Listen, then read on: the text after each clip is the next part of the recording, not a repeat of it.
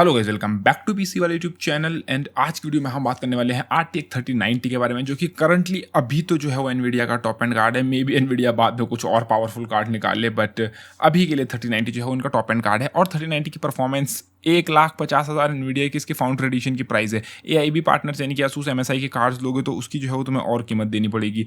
तो क्या worth it है, कितनी परफॉर्मेंस तुम्हें देता है, 3090 लेना वर्थ इट है या नहीं है? बिकॉज पिछली बार जो है वो 1 लाख से ऊपर की कीमत पे बहुत सारे लोगों ने 2080 Ti लिया था। तो इस बार हो सकता है कोई सोच रहा हो कि मैं 2080 Ti की जगह पे जो है वो लाख रुपए से ज़्यादा खर्च करके 3080 की जगह पे 3090 लूँ, तो कितना मुझे गेमिंग परफॉर्मेंस मिलेगा, क्या मुझे गेमिंग करनी चाहिए नहीं करनी चाहिए इस कार्ड पे, सब कुछ हम जो है वो डिस्कस करेंगे। अनफॉर्चुनेटली मेरे पास कार्ड नहीं है, बट मेरे पास परफॉर्मेंस नंबर्स हैं। कार्ड मेरे पास इसलिए नहीं है बिकॉज अगेन 3090 जो है वो बहुत कम अवेलेबिलिटी है, इसके रिव्यू सैंपल्स भी बहुत कम आए हैं।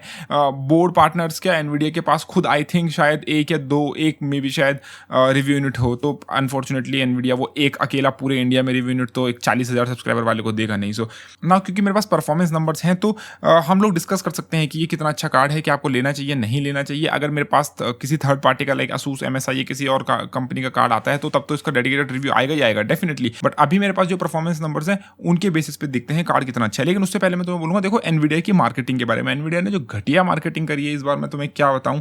मतलब ओके 3080 में ठीक है, उन्होंने कहीं जगह पे दिखाया कि जो है वो 2x फास्टर है, ठीक है, चलो ठीक है। अभी 3080 का टाइम चला गया, 3080 का रिव्यू होना तो हो गया।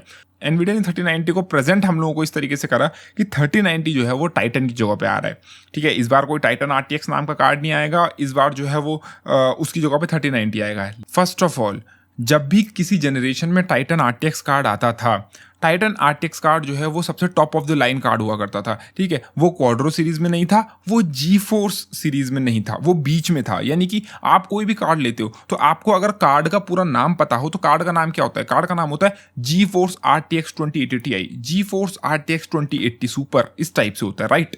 लेकिन टाइटन में तुम्हें कभी ये नहीं दिखेगा कि GeForce RTX टाइटन, नहीं, तुम्हें सिर्फ दिखेगा RTX टाइटन। एनवीडिया वो GeForce वाला जो नाम है ना, गेमिंग वाला, GeForce जो है उनका गेमिंग टैग हो गया काइंड ऑफ, तो उसको जो है वो टाइटन के साथ कभी एसोसिएट नहीं करता था।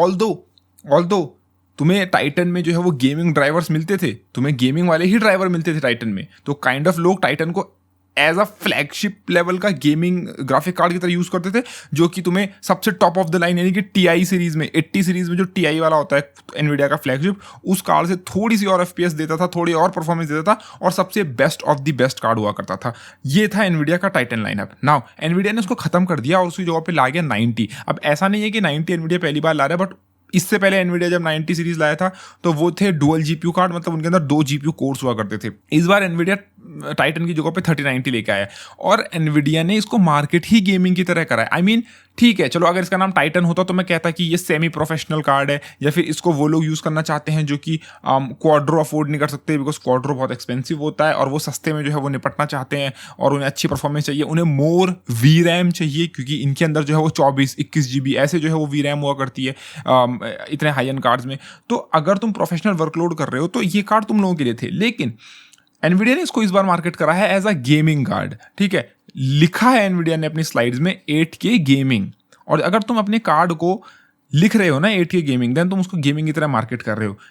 लेकिन एक्चुअली में गेमिंग में ये इतना अच्छा परफॉर्म नहीं करता। अगर तुम 3080 से लाइक 4K बेंचमार्क के मेरे पास नंबर्स हैं, अगेन ये लीक स्लाइड्स हैं, ये बेंचमार्क्स लीक होके आए थे, बट अगेन हम इन्हीं को यहाँ पे लेंगे, जो कि वीडियो कार्ड जो है वो काफ़ी ट्रस्टेड साइट है और यहाँ के जो है वो बेंचमार्क्स हमेशा, अभी तक तो करंटली हमेशा सही निकल के आए हैं, तो मुझे पता है कि ये बेंचमार्क भी सही ही होंगे। तो अगर तुम इन बेंचमार्क को देखो तो 3080 और 3090 में अगर तुम परफॉर्मेंस डिफरेंस देखो, पहली बात तो कीमत देखो, 3080 एनवीडिया की साइट पे बिकता है 72,000 का फाउंडर एडिशन, ठीक है।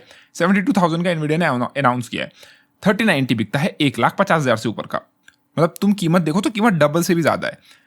नाउ परफॉर्मेंस की बात करते हैं तो परफॉर्मेंस तुम्हें यहाँ पे वही मिल रही है, 10% किसी गेम में 4%, 6%, 8%, 10% इस टाइप का मिल रहा है। लाइक अगर तुम देखो, अगर तुम 3D मार्क या फिर इन सब में देखो तो इनमें तो तुम्हें 10% तक का गेन देखने को मिल रहा है। लेकिन अगर तुम Assassin's Creed Odyssey की बात करो तो सिर्फ 9% फास्ट है 3080 से 4K में। Borderlands 3 की बात करो तो 10% फास्ट है। अगर तुम यहाँ पे बात करो डेथ स्ट्रैंडिंग की RTX ऑन करके विद DLSS तो सिर्फ 6% फास्ट है। अगर तुम बात करो फार क्राई की तो फार क्राई सिर्फ 8% फास्ट है, ठीक है। अगर तुम बात करो रेनबो सिक्स सीज की तो वो सिर्फ 5% फास्ट है। तो फ्रेम रेट्स वगैरह तुम्हें सब स्क्रीन पे दिख रहे होंगे, तुम्हें समझ में आ गया होगा कि ये जो है वो कुछ इतना बड़ा इंप्रूवमेंट नहीं है। तुम डबल से ऊपर कीमत दे रहे हो लेकिन तुम्हें परफॉर्मेंस जो है वो उतना मिल नहीं रहा है। नाउ अब बात करते हैं कि एनवीडिया इसको मार्केट कर रहा है 8K गेमिंग के लिए, ठीक है। 8K gaming, wow. और तुमने अभी हाल फिलहाल में लाइनस और MKBHD वगैरह की जो है वो वीडियोस भी देख ली होंगी जिनमें उन्होंने 8K गेमिंग करके भी दिखाई है। तो हाँ, तुम अगर मैं तुम्हें 8K बेंचमार्क्स बताऊं, अगर तुम्हें 8K एक्चुअली में 8K गेमिंग करनी है तुम कर सकते हो उस कार्ड पे। ये कार्ड 8K की कैपेबल है। कुछ गेम जो है वो तुम 8K पे खेल सकते हो, ऐसा नहीं है कि 8K पे नहीं खेल सकते, बट अगेन जैसे कि मैंने कहा कुछ गेम्स, कुछ cherry picked games like Doom eternal, ठीक है, तुम खेल सकते हो। फोर्जा होराइजन, ठीक है, तुम खेल सकते हो यहाँ पे। अगर रॉकेट लीग तुम्हें खेलना है बट वो एक कॉम्पिटिटिव गेम है और तुम्हें इस टाइप की गेम्स में अक्सर जो है वो लाइक तुम CSGO 8K पे खेलोगे तो चली जाएगा, ऑफ कोर्स ही बात है, ठीक है। तुम यहाँ पे वर्ल्ड ऑफ वॉरक्राफ्ट खेल सकते हो, तुम यहाँ पे रेनबो सिक्स सीज खेल सकते हो, तुम डेस्टिनी 2 खेल सकते हो और तुम्हें अराउंड 60 to 70 FPS इनमें दिख जाएगा। तुम्हें स्क्रीन पे स्लाइड्स दिख रही होंगी, तुम्हें समझ जाओगे कि तुम्हें कुछ गेम्स तुम 8K पे खेल सकते हो। लेकिन पहली बात तो कितने लोग 8K पे खेलने वाले हैं? जिन लोग को 8K पे खेलना है उनके पास 8K टीवी या 8K मॉनिटर होना चाहिए, और तुम्हें पता है वो कितना कीमत कॉस्ट करता है, लाइक लाखों में। और मैं लाख में भी ऐसे नहीं बोल रहा हूँ कि 1-2 लाख का 8K टीवी आएगा, नहीं, 1-2 लाख भी नहीं, लाइक 10-20 लाख, कुछ तो जो हाई एंड है वो फिर उससे भी ज़्यादा ऊपर के आते हैं। तो तुम एक 1.5 लाख का कार्ड एक 10-20 लाख के 8K टीवी के साथ पेयर करोगे। कितने लोग 8K टीवी घर में रखे हुए हैं मुझे ये बता दो पहले। मोस्ट लोग जो है वो हद मार के 4K पे खेलेंगे। मोस्ट लोग जो है वो 4K को भी छोड़ के 1440p 144 हर्ट्ज यानी कि 2K 144 हर्ट्ज पे खेलेंगे, और उनके लिए 3080 मोर देन इनफ है। डबल प्राइस दे के एक तुम ऐसा कार्ड लोगे 3090 जो कि सिर्फ 10% फास्ट है, एट बेस्ट, एट टॉप सिर्फ 10% फास्ट है। मुझे नहीं लगता कि ये सेंस बनाता है। ना केवल, हाँ, अगर तुम्हारे पास पैसा वेस्ट करने के लिए पड़ा हुआ है, तुम चाहते हो कि भैया तुम्हारे पास ऐसा कार्ड हो जिसमें ना तुम्हें तुम्हारा पड़ोसी या तुम्हारा दोस्त है, तुम्हारा बेस्ट फ्रेंड ना तुमको बोल ना पाए कि भाई तेरे पास लोअर एंड कार्ड है, तुम एक्चुअली में टॉप एंड कार्ड यूज करना चाहते हो, देन 3090 ले सकते हो। तुम्हारे पास एक्स्ट्रा पैसा पड़ा हुआ है, तुम्हारे पास पानी की तरह पैसा बहता है, तुम जो है अपने कपड़े झाड़ते हो जब सफाई करते हो घर की, तो भाई जो 1-2 लाख रुपए ऐसे निकल जाते हैं तुम्हारी जेब से कपड़े सफाई करते हुए, ठीक है। तुम जो है वो जब चिल्लर गिनते हो अपने, मतलब एक्स्ट्रा बचे हुए, तो तुम्हारे जो है वो 2-3 करोड़ रुपए निकल जाते हैं चिल्लरों में ही। तो अगर तुम इतने अमीर हो देन हाँ, मे बी तुम्हारे लिए 3090 वर्थ इट है। लेकिन बाकी पीपल के लिए अगर तुम्हें सबसे टॉप एंड कार्ड लेना है 3080 मोर देन इनफ है। अब 3090 का एक दूसरा यूज केस होता है, ये तो हो गया गेमर्स की बात ना। अगर तुम्हें गेमिंग नहीं करना, तुम्हें कुछ प्रोडक्टिविटी काम करना है, तुम्हें जो है वो तुम कोई किसी तरह के क्रिएटिव प्रोफेशनल हो, तुम्हें जो है वो ब्लेंडर जैसे सॉफ्टवेयर यूज करने हैं, तो वहां पे जो है वो तुम्हें ये RTX 3090 और इसकी जो है तुम्हें 24 GB की जो तुम्हें VRAM मिल रही है, ये तुम एक्चुअली में यूटिलाइज कर सकते हो। अगर तुम ब्लेंडर में इसकी परफॉर्मेंस देखो तो ब्लेंडर में तुम्हें, हाँ,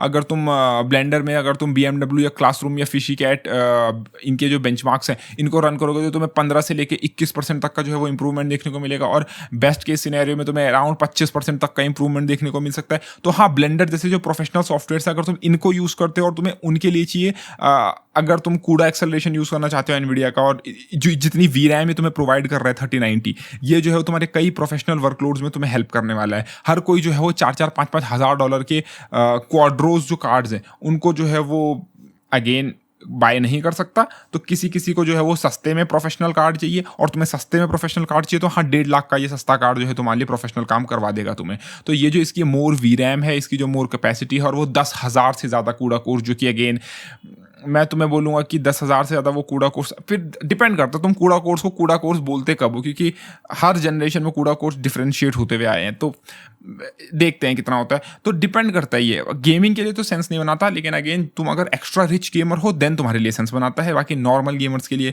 जो इसी धरती पे पैदा हुए हैं, जिनके सर पे चोट नहीं लगी है, वो लोग जो है अगर लेना चाहें तो वो लोग ईजिली ले सकते हैं। बाकी एनवीडिया की मार्केटिंग के ऊपर तो मैं 10 शब्द और कहना चाहूँगा, बट मैं नहीं बोल रहा। तुम लोग खुद एनवीडिया की इस मार्केटिंग के ऊपर टिप्पणी कमेंट सेक्शन में कर सकते हो कि तुम्हारे क्या थॉट्स हैं, किस तरीके से इन्होंने गेमिंग करके वो 8K गेमिंग करके तुम एक प्रोडक्ट, एक प्रोफेशनल कार्ड को सेल कर रहे हो, राइट। लाइक अगर तुम एनवीडिया की स्लाइड्स देखोगे ना, तो उन्होंने स्लाइड्स के अंदर 3080 के बेंचमार्क्स दिखाए, और 3090 का कोई बेंचमार्क नहीं दिखाया, किसी गेमिंग में कोई कंपैरिजन नहीं दिखाया, बस बोल दिया कि 8K gaming, right. Like 8K gaming, हाँ, तुम्हारे 5 गेम्स 8K में चल रहे हैं तो क्या हो गया भाई, बाकी गेम्स में DLSS ऑन करना पड़ रहा है। DLSS कितने गेम्स में सपोर्टेड है?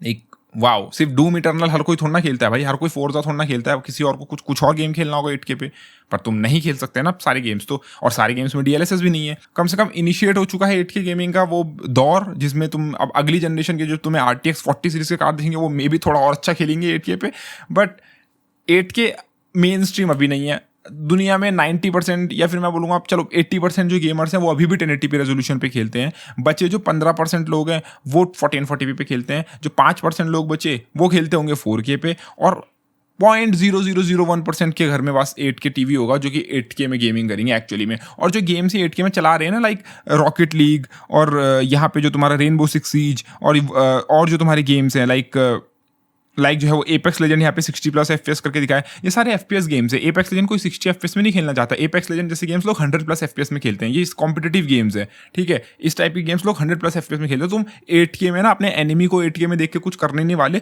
जब तक तुम्हें 100+ FPS ना मिले, क्योंकि तुम्हें वो स्मूथनेस चाहिए, ठीक है।